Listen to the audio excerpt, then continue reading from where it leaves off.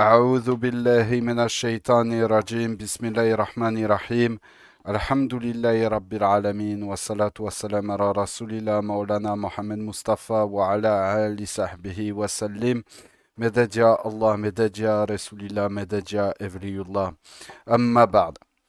Ceci étant dit, alors on se retrouve aujourd'hui pour la suite de ce cours sur malheureusement je peux pas mettre le sticker pour malheureusement je ne peux pas mettre le sticker pour la thématique du live sur TikTok, donc du cours.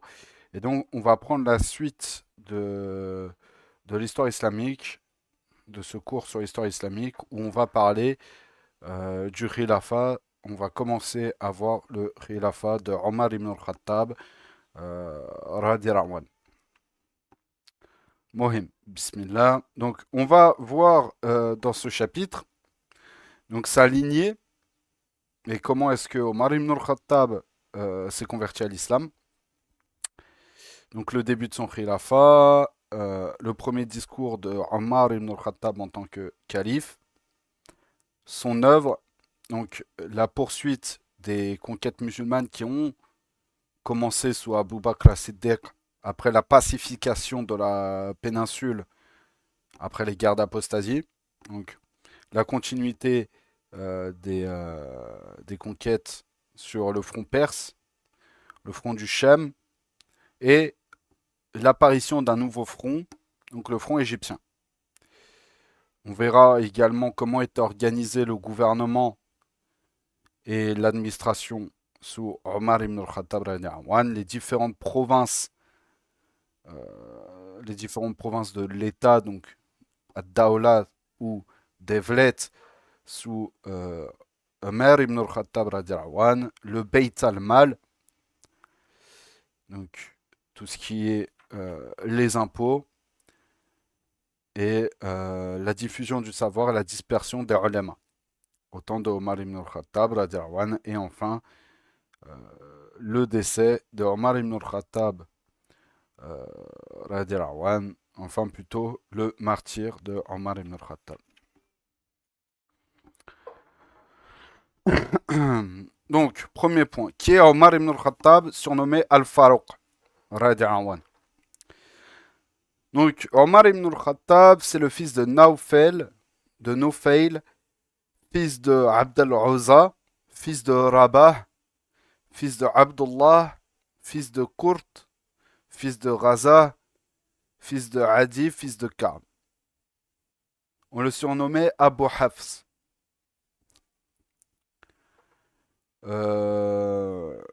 Sa mère est Hantama, fille de Hashim, fils d'Al-Mughira, fils de Abdallah, fils de Amr, Ibn Makhzoum. On le surnomme habituellement Al-Farouq. Et donc le terme Al-Farouq, il vient du verbe arabe faraqa, qui signifie distinguer. Distinguer, et là dans ce cadre-là, donc Al-Farouq, c'est le fait de distinguer entre le bien et le mal, la vérité et le mensonge. Ce surnom lui a été attribué par le prophète Mohammed alayhi salatu wassalam. Et donc à ce sujet, Ibn Sa'ad nous rapporte les propos d'Ayoub ibn Moussa. Donc l'envoyé d'Allah alayhi salatu wassalam a dit: Dieu, Allah a placé la vérité dans la langue et le cœur de Omar. Il est Al-Farouq, car Dieu lui a permis de faire de la distinction entre la vérité et le mensonge. Donc il est né 30 ans avant le début de la révélation. Donc si on prend l'avis majoritaire, c'est le fait que il a 10 ans de moins que le prophète Mohammed alayhi salatu wassalam. Certains historiens affirment qu'il est né 13 ans après l'année de l'éléphant. Et le prophète alayhi salatu wassalam aurait donc entre 10 et 13 ans au moment de la naissance de Omar ibn al-Khattab, donc ils ont 10 ou 13 ans d'écart. entre 10 à 13 ans d'écart. Le récit de la conversion d'Omar ibn al-Khattab est célèbre et fait l'objet de nombreux récits. Et donc, dans l'ouvrage sur lequel on se base, parmi les ouvrages sur lesquels on se base pour étudier l'histoire islamique, il se base sur la version qui est rapportée par Ibn Hisham dans son livre Al-Sira Nabawiya. Donc, Omar ibn al-Khattab apprit que le prophète alayhi salatu wassalam, était réuni avec ses compagnons dans la demeure d'Al-Alqam ibn Abil Alqam. Et ça, c'est ce qu'on a. Et ça, alhamdoulilah, c'est ce qu'on a vu dans notre dernier cours sur la Sira du jeudi. Donc, on a parlé de l'importance et du choix stratégique d'avoir établi le premier lieu de rassemblement des Sahaba, le premier lieu d'études, d'études, d'apprentissage, d'éducation spirituelle des Sahaba à la maison d'Al-Arqam ibn Abil Arqam. Donc Omar ibn al-Khattab a appris que justement les Sahaba et le prophète Mohammed alayhi salatu wassalam, ils se réunissaient à cet endroit-là, donc dans la maison d'Al-Arqam, pour leur enseigner le Coran. Mais pas que, hein. Voilà. Pas uniquement. Et donc, furieux, il se dirigea vers le lieu de la réunion. Et il rencontra en chemin Nu'aym ibn Abdullah, qui s'enquit de sa destination. Il faut savoir que les récits nous disent qu'à cette époque, en fait, Nu'aym était converti à l'islam, était un musulman, mais qui cachait sa foi. Seuls les musulmans et seuls les compagnons savaient qu'il était musulman. C'était pas quelqu'un qui s'affichait.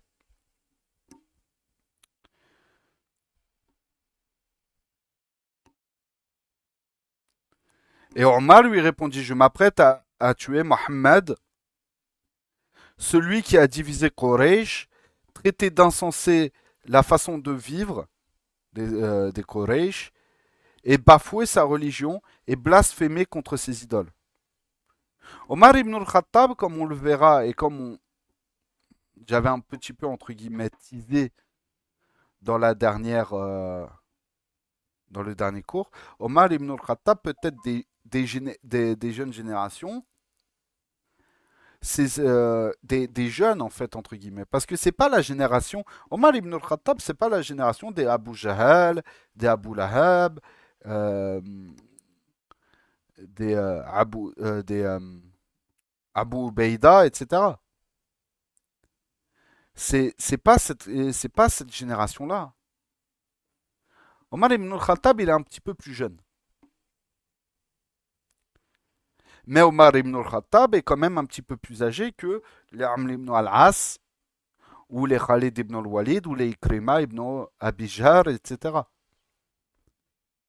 Et cette génération un petit peu charnière entre les deux fait qu'ils restent attachés d'une certaine manière à la culture et à la religion des Quraysh, mais comparé aux anciens, il n'est pas attaché au point de ne pas se remettre en question lorsqu'il voit la vérité devant ses yeux.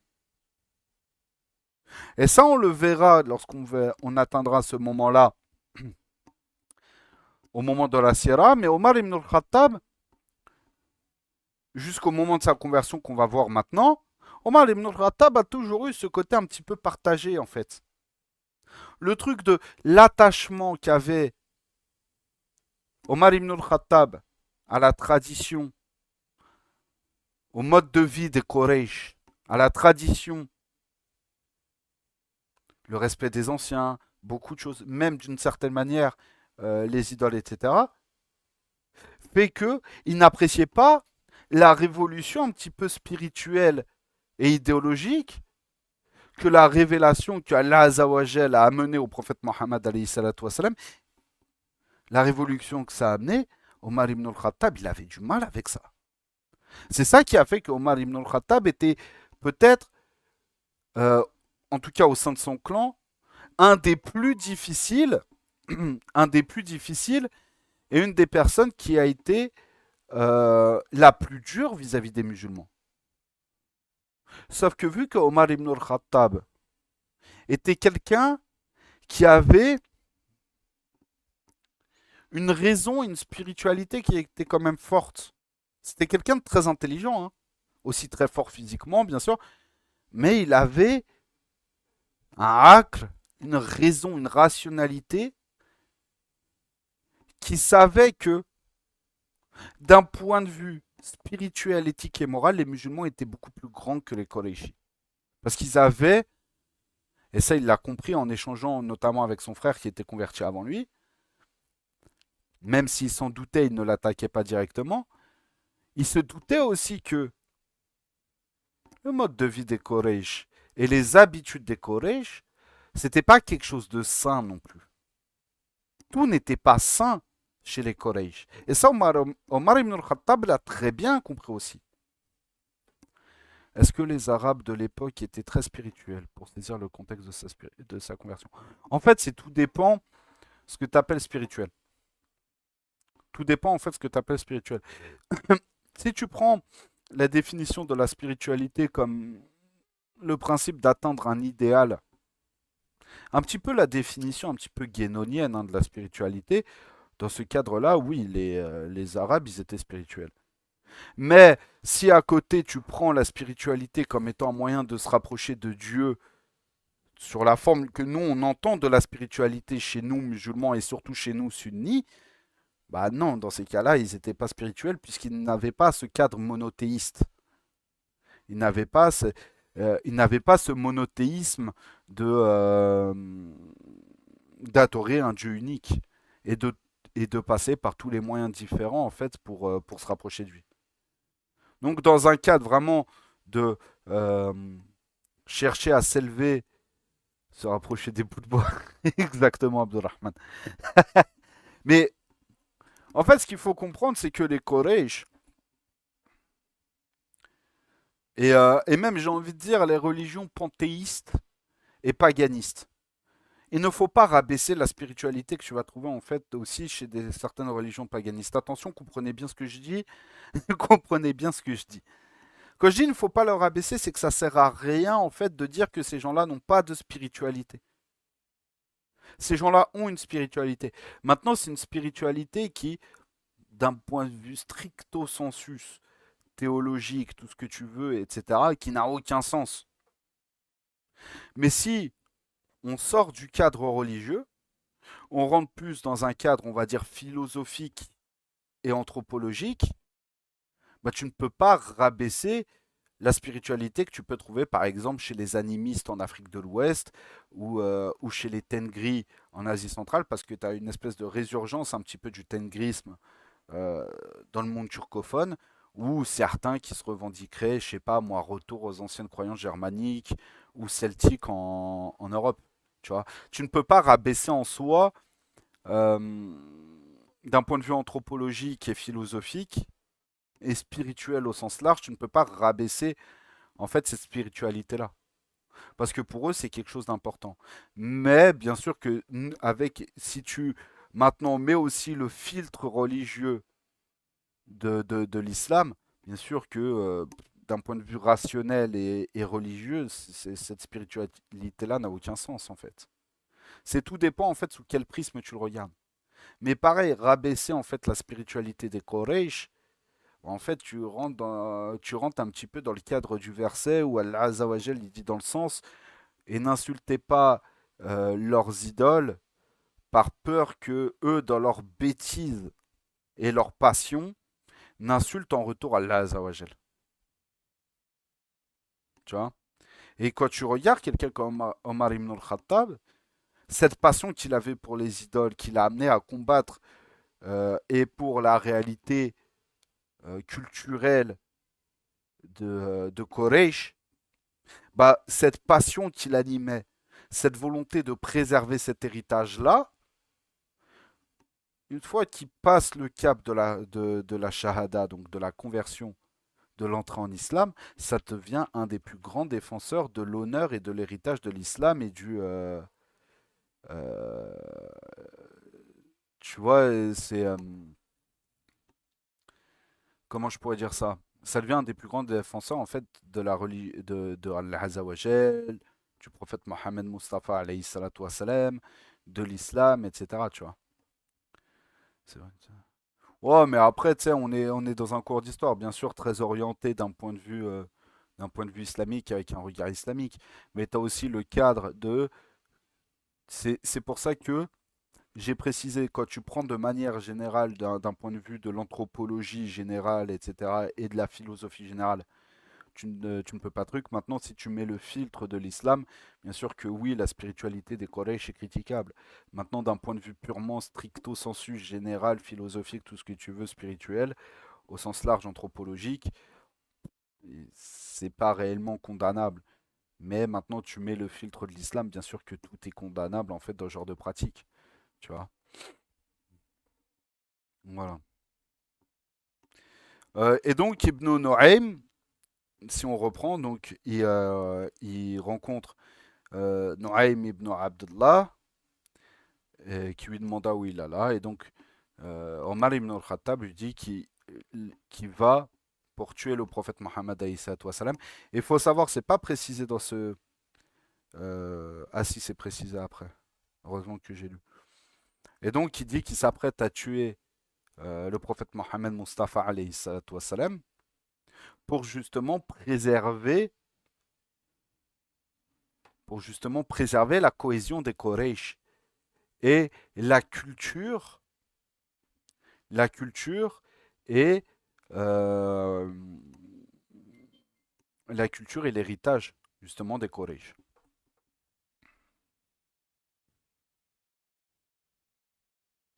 Et donc là, Noaim, radiallahu anhu, et comme on l'a dit un peu plus tôt, Noaim en fait était converti à l'islam, mais, mais il cachait sa foi. Très peu de gens étaient au courant que Noaim était musulman, hein. Et c'est pour ça que l'impact qu'a eu Noaim sur Omar ibn al-Khattab n'aurait pas été le même, sûrement, à la Warlem, mais n'aurait pas été le même si les gens savaient que Noaim était musulman. Donc Noaim lui répondit ne t'emporte pas, Ya Omar, penses-tu que la tribu des Abd Manaf te laissera vivre un jour de plus si elle apprend que tu as assassiné Mohammed alayhi salatu wassalam? Pourquoi ne commences-tu pas par remettre de l'ordre dans ta propre famille? Et Omar lui demanda, qui donc de ma famille? Et Noaim, radiallahu anhu, lui répondit alors que sa sœur Fatima et son époux Saïd ibn Zayd étaient devenus musulmans et s'étaient convertis à l'islam dans le dos d'Omar ibn al-Khattab.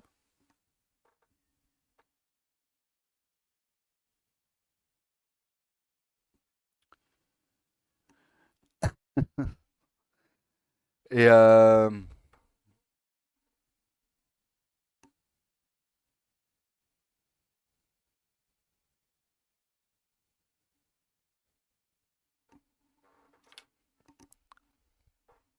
donc Omar, radiallahu anhu, il rebroussa chemin, il fit demi-tour et il se dirigea vers la demeure de sa sœur. Celle-ci ainsi que son épouse, à ce moment-là, en fait, ils étaient en train d'apprendre les versets d'une nouvelle révélation. Donc ils étaient en train d'apprendre les versets, les nouveaux versets qui ont été révélés au prophète Mohammed alayhi salatu wassalam. Et celle-ci ainsi que son époux apprenaient le Coran en compagnie de Khabbab ibn al-Harat. Et donc à l'approche de Omar, Khabbab radiallahu anhu se cacha. Et Fatima cacha en fait le feuillet du Coran qu'elle lisait, elle le cacha en fait sous sa jambe.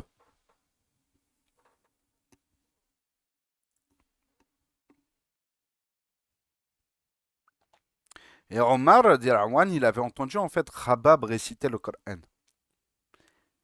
Il l'avait entendu réciter et demanda à sa sœur, quelle est donc cette voix que je viens d'entendre?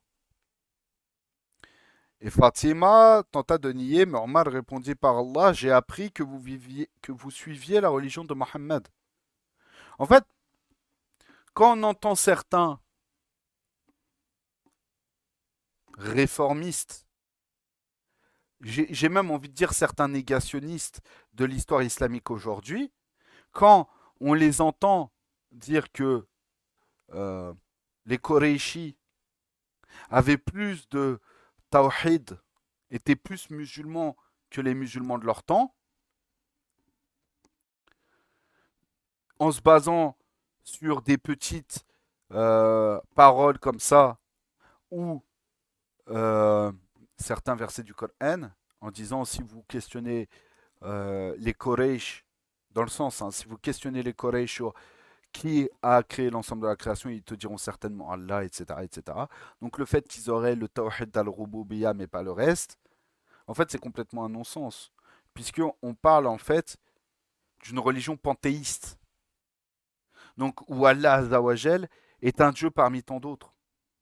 Donc certes, peut-être une autorité supérieure, un petit peu comme dans le panthéisme romain ou grec, ou Zeus, Jupiter, dans la version romaine, est le Dieu qui est au-dessus de tout, qui a une autorité supérieure sur les autres, etc.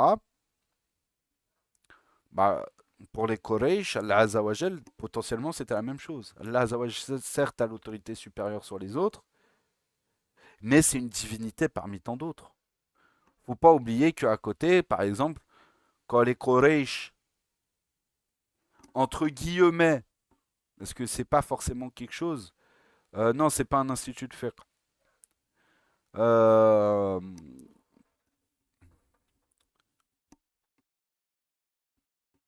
en fait, les Quraysh, au moment de la bataille de Uhud, comme on le verra, comme on le verra en fait à ce moment-là, quand on étudiera la sira du prophète Mohammed Mustafa alayhi salatu wassalam, en fait, les Quraysh,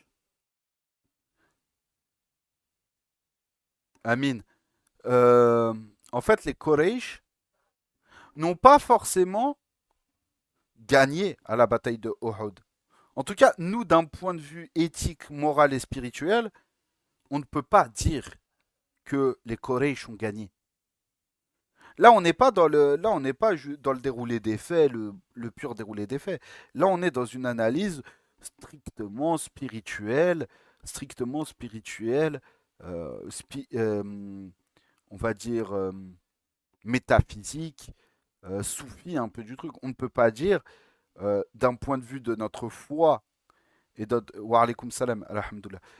On ne peut pas dire vis-à-vis de notre foi, etc., que les Quraysh ont gagné au moment de la bataille de Uhud.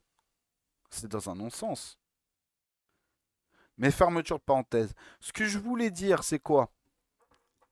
C'est que faut pas oublier que les Quraysh, lorsque entre guillemets, ils estiment avoir gagné à Uhud.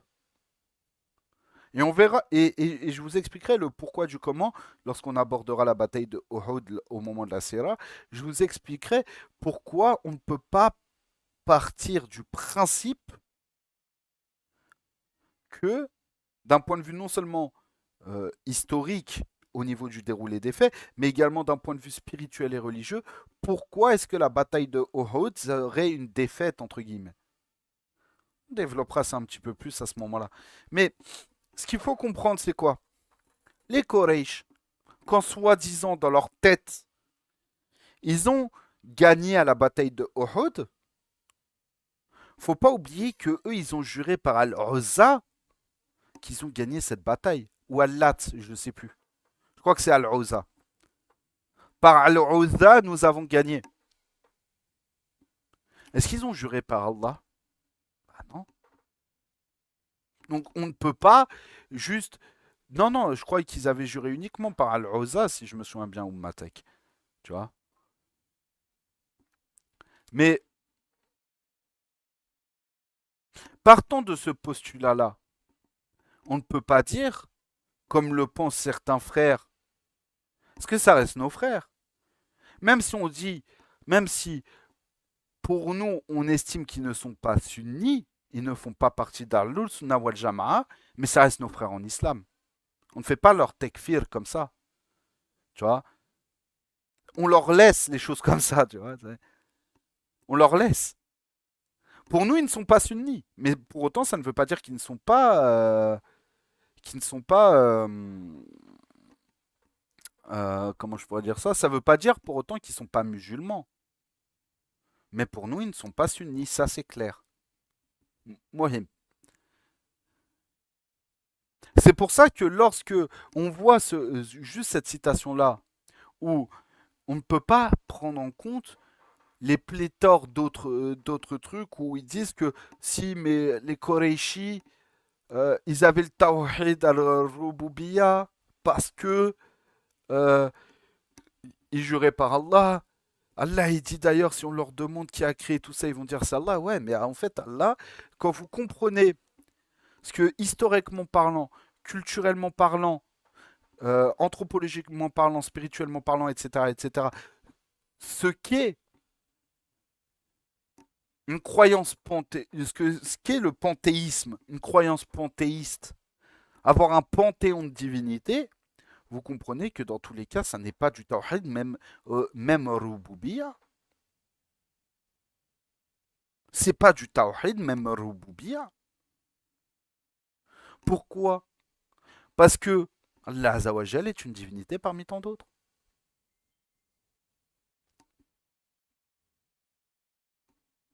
Allah Azawajal a juste ses fonctions à lui.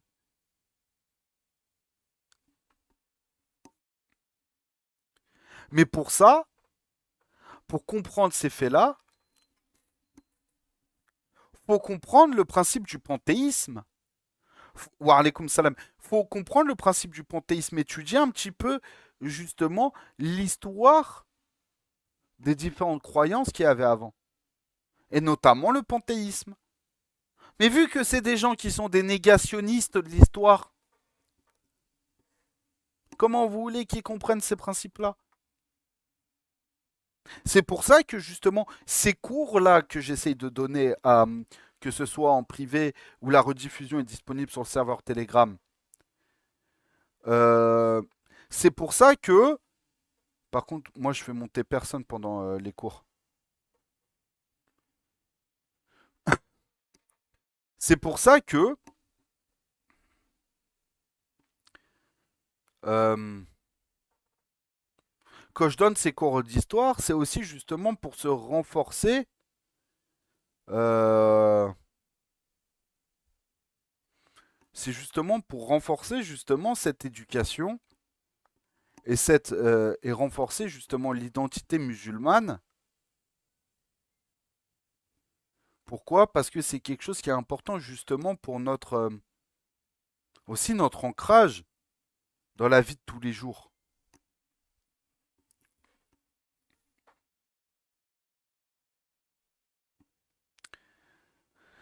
Donc il dit que donc Omar ibn al-Khattab dit que qu'il a appris que sa sœur et son mari s'étaient convertis à l'islam et qu'ils étaient devenus musulmans. Et il finit. Ah, t'as vu, c'est magique, hein. Et il s'en prit violemment à son beau-frère. Et Allah jusqu'à frapper sa sœur qui tentait de s'interposer, qui tentait justement de calmer son frère alors qu'il voulait fracasser son mari. Celle-ci finit par avouer qu'il s'était effectivement converti à l'islam. À la vue du sang sur le visage de sa sœur, Omar ibn al-Khattab fut pris de remords et demanda à sa sœur de lui donner le feuillet qu'elle avait dissimulé afin de le lire. Euh...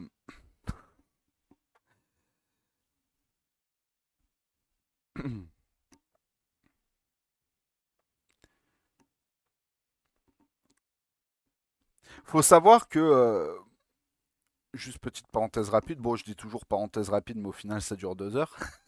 Mais non, là, ça va être rapide. En fait, il faut savoir que Omar ibn al-Khattab faisait partie des rares compagnons qui savaient lire et écrire l'arabe.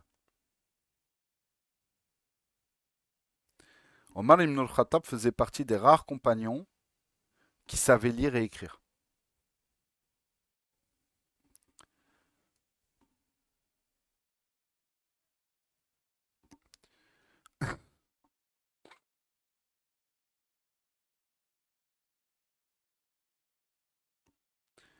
Donc elle refusa de lui donner avant qu'il ne se soit purifié, qu'il fasse sa purification rituelle.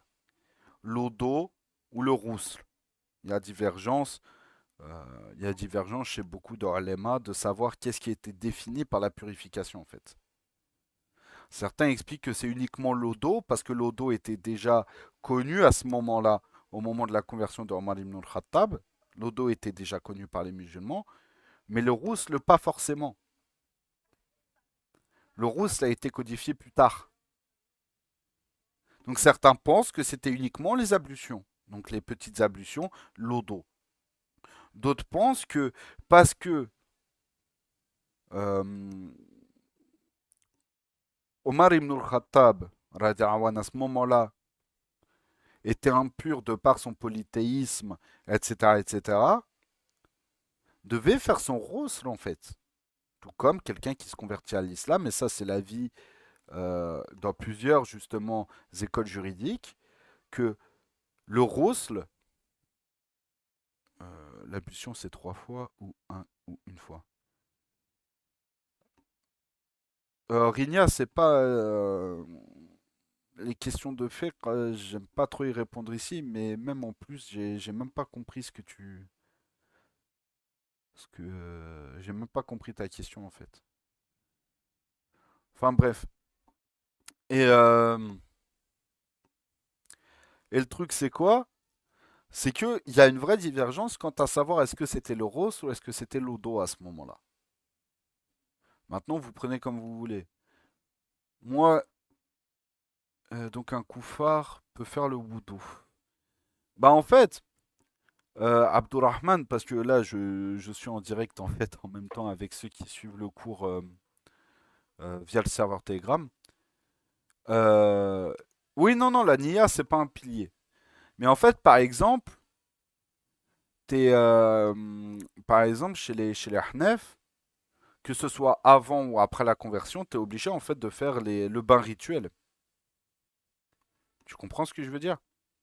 Donc en fait, c'est ça ce qu'il faut comprendre, c'est que même si la Nia, c'est pas un pilier de l'Urudu, chez nous les Ahnaf, mais dans tous les cas, ce qui est sûr, c'est que dans tous les cas, tu es obligé de faire un bain rituel, de te purifier, de purifier l'ensemble de ton corps. Le mieux, c'est de le faire avant ta conversion à l'islam ou peu de temps après, en fait. Tu vois? C'est l'ijtihad de cette sahabiyat, mais pas forcément de tous. C'est fou. C'est tout 3 fois les mains, le nez ou une fois? Euh... Ouais, ouais, il y a divergence en fait. Le mieux c'est de le faire peu de temps après. Le mieux c'est de le faire peu de temps après. Rinia, moi je te conseille par rapport à ta question, c'est d'aller voir les personnes en fait qui donnent des cours de fiqh. C'est pas ici. Tu vois, parce que par exemple, si je te donne l'avis de comment faire les ablutions selon les Hanafites, t'es pas obligé de le faire 3 fois en fait. Le minimum, en fait, le minimum pour que tout soit accepté, c'est de laver en fait tes membres au moins une fois. Et le reste, c'est du plus, c'est de la sunna. Mais tu vas dans une autre école, non, c'est pas comme ça. Donc vraiment, c'est va. euh, Ouais, c'est ça. C'est ça en fait. Oumma, justement, il y a une divergence à ce niveau-là. Tu vois. Mais c'est pas le but, là, on n'est pas là pour parler des divergences de fait, en fait. Mais ouais, vraiment, Rigna, en fait, va plutôt en fait, enseigner auprès des gens qui apprennent le fait. Après, Ummatek, ok, Ummatek, tu peux répondre à la question, Inch'Allah, tu vois, de la sœur. Tu peux, Ummatek, il va te répondre, Inch'Allah, selon le madhab maliki. Il va te répondre selon le madhab maliki. Et voilà. Mais moi, je préfère pas m'avancer à te répondre, en fait. Voilà, Ummatek, si tu veux donner ta réponse selon le madhab maliki à la question de la sœur, vas-y. Mais moi, je préfère pas m'avancer à répondre. Voilà, Mohim, continuons.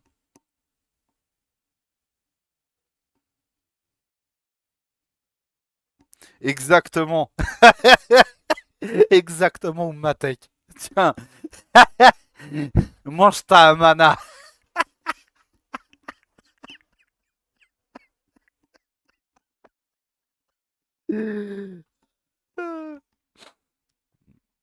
Pardon, excuse-moi. Excusez-moi. Ouh.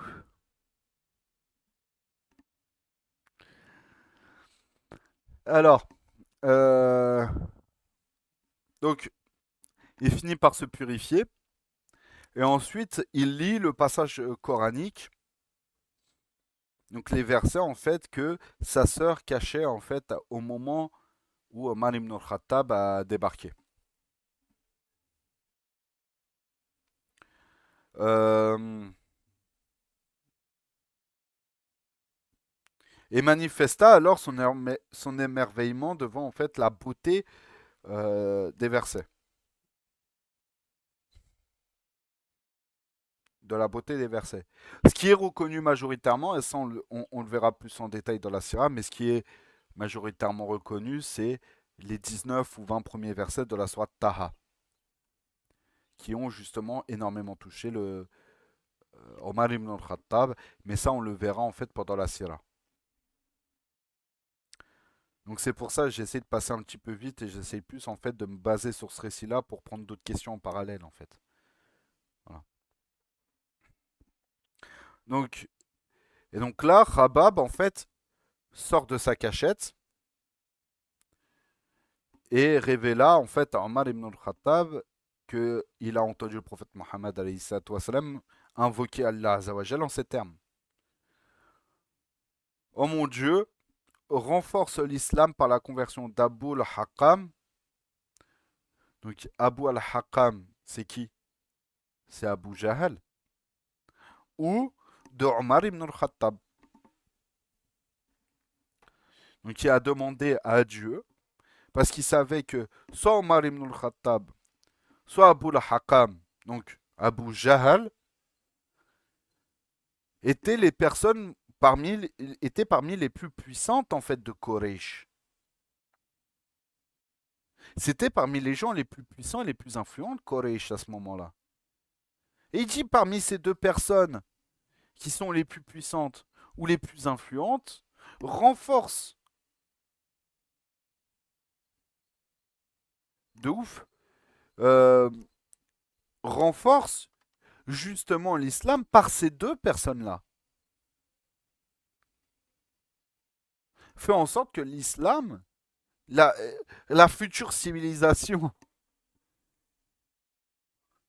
tu vois, le futur de la révélation naissante, mais le prophète Mohammed savait qu'il était le sceau de la prophétie. Que c'est lui qui allait conclure la prophétie d'Allah Azzawajal. Qu'il n'y aurait pas d'autre prophète après lui. Et du coup, que la religion qu'il allait transmettre allait créer la civilisation la plus... Par... Bien sûr, on parle en tant que musulman, donc forcément. Mais même d'un point de vue purement historique, normal, entre guillemets, qu'on le veuille ou non, la civilisation musulmane a été une des civilisations les plus brillantes et les plus influentes sur l'histoire, avec un grand H. Qu'on le veuille ou non. Que les gens soient contents ou pas, c'est pareil. C'est un fait. Donc, renforce cette future civilisation par la conversion d'une de ces deux personnes. Et comme on va le voir pendant tout le khilafat de Omar ibn al-Khattab, j'ai presque envie de dire que les grandes futuhat, et cet esprit conquérant de la civilisation musulmane a réellement commencé sous Omar ibn al-Khattab. Les premières briques ont été posées à la fin de la vie du prophète Mohammed alayhi salatu wassalam. La fondation des conquêtes et du futur empire islamique a été posée à la fin de la sira, de la vie du prophète Mohammed alayhi salatu wassalam. Notamment avec la bataille de... je l'ai vu encore tout à l'heure. Avec la bataille euh,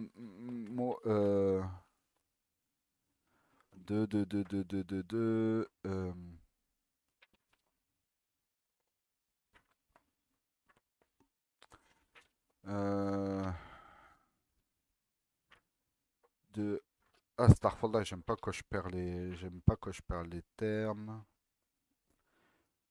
La bataille de Mota'a, voilà. Pardon. Donc la bataille de Mota'a, au temps du prophète Mohammed alayhi salatu wassalam, a fait comprendre que aux deux empires qui étaient frontaliers avec le jeune État musulman, donc bien sûr au temps du prophète Mohammed alayhi salatu wassalam, mais la bataille de Mota'a, en fait, est le premier contact, la première bataille. Ouais, non mais c'est une dinguerie cette bataille. Cette bataille, c'est une dinguerie. J'ai hâte de l'aborder, frère. Tu vois? Non, mais, Ummatek, on fait un vrai film sur la bataille de Montara, frère. Tu peux remballer les. Tu peux remballer tous les films de chevalier, les trucs, tu sais, où t'es là, waouh, trop épique, nana. Vas-y, remballe-moi ça. Une bataille de Montara. Vas-y, jette-moi ça. Jette-moi. Tu sais, là, le truc, là. Le film, là, où ils sont bariolés en bleu, là.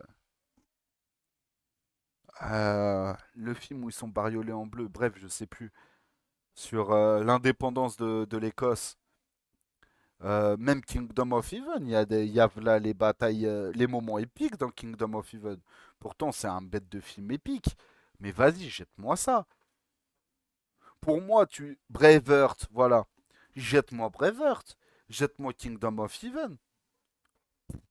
Ah, je m'en fous. Je, je m'en fous. Montara, c'est une dinguerie. Même Yarmouk, hein. Même la bataille de Yarmouk, attention. Enfin bref, Mohim. Tu vois? Donc, à la bataille de Montara, au temps du prophète Mohammed alayhi salatu wassalam, on pose les fondations du futur empire islamique, notamment avec la bataille de Montara, où on fait comprendre aux Romains et aux Byzantins qu'il y a une nouvelle force politique et une nouvelle force civilisationnelle qui est en train d'apparaître et qui va, dans les années à suivre, commencer à taquiner leur territoire et à leur mettre des claques. Tu vois? Et d'une certaine manière, les guerres d'apostasie, Harburida, qui a eu au temps du califat d'Abu Bakr as-Siddiq, qu'on le veuille ou non, ces batailles-là, elles ont juste retardé l'échéance des conquêtes. Pourquoi? Parce il y a déjà une première expédition qui a été envoyée en Palestine, comme on l'avait vu la dernière fois, par Oussama ibn Zayd, qui avait déjà été demandé du temps du prophète Mohammed alayhi salatu wassalam, mais qui n'a été au final appliqué, pour des raisons qu'on connaît tous, qui n'a été appliqué qu'au début du khilafat de Abu Bakr as-Siddiq, radiallahu anhu. Mais au final, il a fallu d'abord s'occuper, on va dire, de la dissidence et de la fitna qui s'est créée au sein, qui s'est ouverte et qui s'est créée en fait au sein de la péninsule arabique. euh, Au sein de la péninsule arabique, en fait, dans les premiers temps de l'état de Abu Bakr, radiallahu anhu, une fois que ça a été réglé, et que il y avait une sécurité qui était faite aux alentours de la capitale, donc Madinatun Nabi Médine, euh, une fois que la sécurité était faite dans les régions les plus proches de la capitale et que l'État est stabilisé, etc., on peut commencer à s'épandre, à se répandre vers l'extérieur. Donc les conquêtes en Perse, en Irak, etc. Donc les fondations étaient posées au temps du prophète Mohammed alayhi salatu wassalam, donc les dernières années de la vie du prophète Mohammed alayhi salatu wassalam. Les premières pierres ont été posées au temps d'Abu Bakr as-Siddiq, mais les murs porteurs, ce qui pose vraiment la base de, de, de l'empire, vraiment les vraies bases stabilisées du futur empire islamique, c'est ce Omar ibn al-Khattab, radiallahu anhu. Et donc, et donc, lorsque on regarde tous ces faits-là et qu'on revient justement au moment de sa conversion, où Khabbab lui annonce que le prophète Mohammed la veille a fait une dua au prophète Mohammed lui, a fait une dua à Allah Azawajal, où le prophète Mohammed tu vois, en lui demandant renforce l'islam par une de ces deux personnes, et que c'est au moment et que c'est au moment où Omar ibn al-Khattab devient calife, que justement l'empire islamique est renforcé, c'est là que tu te dis, mais tu te dis, tu te dis que les doigts du prophète Mohammed alayhi salatu wassalam, c'est là où tu comprends, tu vois, le principe que le prophète Mohammed alayhi salatu wassalam est la meilleure créature d'Allah Azawajal. C'est là où tu te dis que même Edem alayhi salam, c'est notre père, tout ce que vous voulez, mais n'a pas le rang du prophète Mohammed alayhi salatu wassalam. Les autres prophètes n'ont pas le rang du prophète Mohammed alayhi salatu wassalam. Il invoque pour que l'islam soit renforcé par l'une ou l'autre de deux personnes qu'il a choisies. Donc soit Omar ibn al-Khattab radiallahu anhu, soit Abu al-Hakam, donc Abu Jahal. C'est Omar ibn al-Khattab qui a été choisi. Et c'est sous le khilafa d'Omar ibn al-Khattab que les conquêtes musulmanes ont réellement explosé et que les bases de l'empire islamique ont été réellement posées et stabilisées.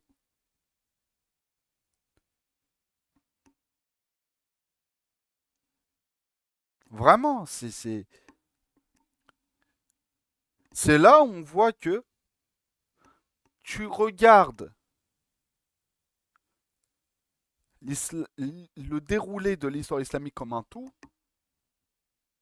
tu te rends compte que dès les premiers temps de la révélation, peut-être le temps où les musulmans étaient le plus en difficulté, hein, c'était le plus difficile pour eux.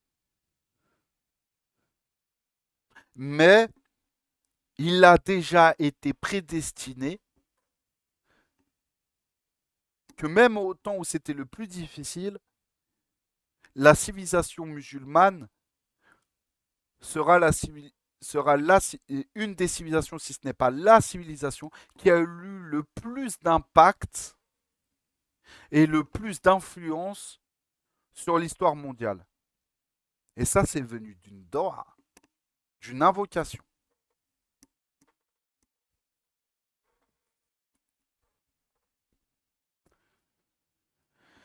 Donc Omar lui demanda alors de l'emmener auprès du prophète sallallahu alayhi wa sallam afin qu'il puisse témoigner de sa conversion. Et lorsqu'il frappa à la porte, le compagnon qui l'accueillit fut saisi de peur à la vue de son épée. Il se précipita auprès du prophète alayhi salatu wa sallam pour le prévenir. Et Hamza, l'oncle du prophète sallallahu alayhi wa sallam, déclara: faites-le entrer. S'il cherche le bien, nous le lui donnerons. Mais s'il nous veut du mal, nous le tuerons avec sa propre épée. On le fit entrer, et le prophète alayhi salatu wassalam se leva, se dirigea vers lui et l'empoigna par le pagne en disant: qu'est-ce qui t'amène? Ne cesserais-tu pas à moins qu'Allah ne t'inflige une tragédie? Et Omar répondit: ô messager d'Allah alayhi salatu wassalam, je suis venu attester qu'il n'y a de Dieu que Dieu et que tu es son messager. Et le prophète alayhi salatu wassalam glorifia Dieu. C'est ainsi que Dieu consolida l'islam par la conversion de Omar al-Farouq. Et donc, dans le recueil, d'Al-Bukhari, Abdullah, Abdullah ibn, et dans, et dans le recueil d'Al-Bukhari, Abdullah ibn Masoud radiallahu anhu raconte: nous avons cessé d'être forts depuis la conversion de Omar radiallahu anhu. Ouais, pareil, il y a divergence sur le nombre de jours qui séparent les deux. Certains disent effectivement que c'était la veille, d'autres qu'il y avait 2 ou 3 jours d'écart en fait entre la conversion des deux. Tu vois, entre la conversion. En gros, soit il s'est converti de la veille, soit 2 ou 3 jours après, après en fait Hamza, radiallahu anhu. Hamza ibn Abd al-Muttalib.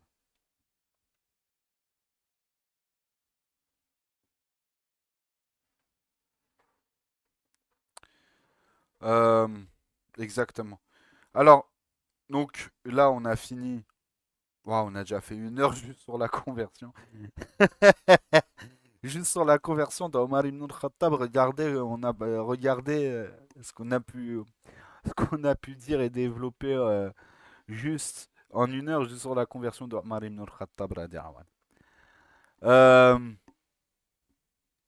du coup, on va s'arrêter là et on va prendre 10-15 minutes de questions, Inch'Allah. En tout cas, 5-10 minutes. Euh, les questions, je priorise les questions par rapport au califat, à ce qu'on a vu, Inch'Allah. Donc, la conversion d'Omar ibn al-Khattab, euh, le khilafa de Omar ibn al-Khattab, etc. Bon, bien sûr, je pense que majoritairement, je vais répondre on verra ça dans les prochains cours. Mais s'il y a d'autres questions, on peut les prendre aussi, Inch'Allah. Mais je priorise ce qu'on a vu aujourd'hui.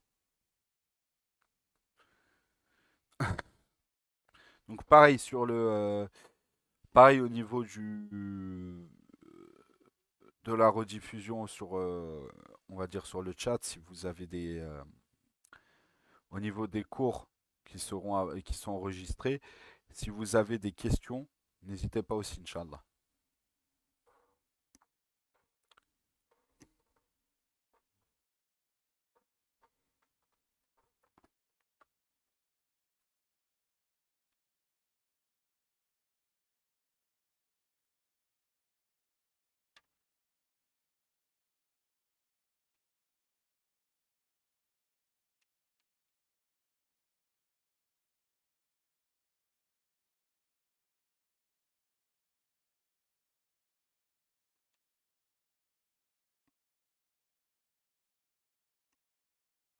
Inch'Allah, Abdurrahman. Inch'Allah.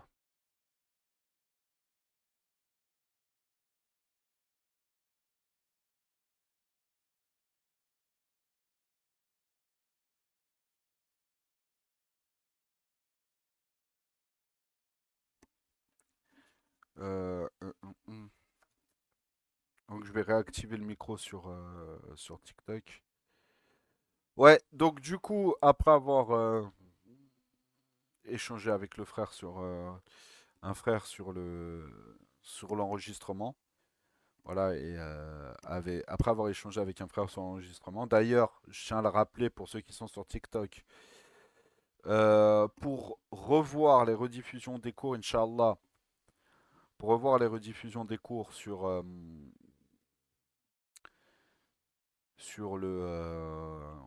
les rediffusions des cours, il faut pour ça rejoindre le serveur Telegram. Et vous pouvez retrouver le lien par la chaîne YouTube qui est en description en fait de la vidéo.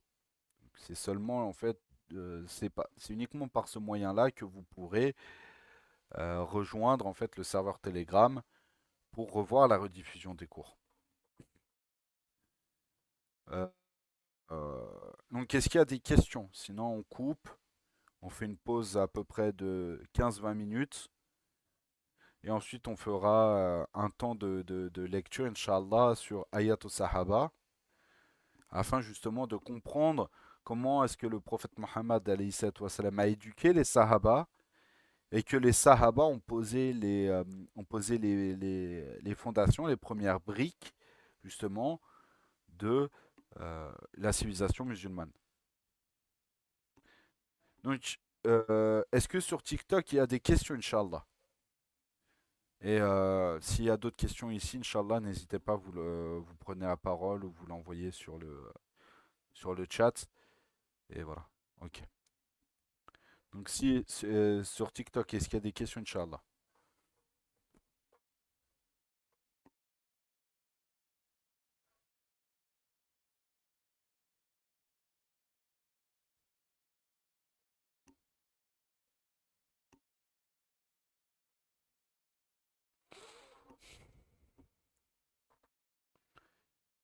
Ouais. Donc je pense pas qu'il y ait de questions sur TikTok.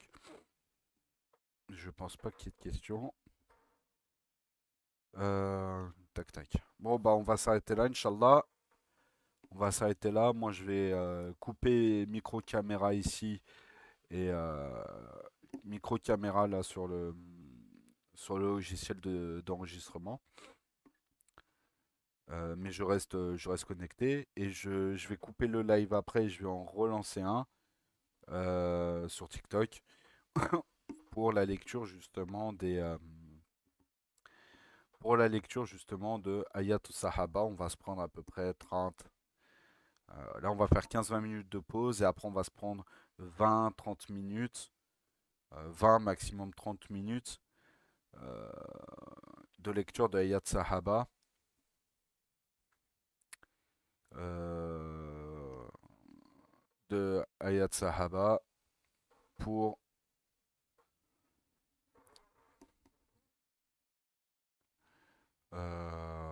pour justement comprendre comment est-ce que l'éducation prophétique et l'éducation que le prophète a eue sur les Sahaba et comment en fait justement les Sahaba ont impacté la civilisation musulmane et donc l'histoire mondiale, Inch'Allah. On s'arrête là pour l'instant pour ce qui est du cours et après on lira ces récits. سبحانك اللهم وبحمدك أشهد أن لا إله إلا أنت أستغفر الله وأتوب إليك بسم الله الرحمن الرحيم والعصر إن الإنسان لفي خسر إلا الذين آمنوا وعملوا الصالحات وتواصوا بالحق وتواصوا بالصبر اللهم صل على سيدنا محمد عدد ما في علم الله صلاة دائمة بدوام ملك الله سبحان ربك بعزة ما يصفون وسلام على المرسلين والحمد لله رب العالمين الفاتحة.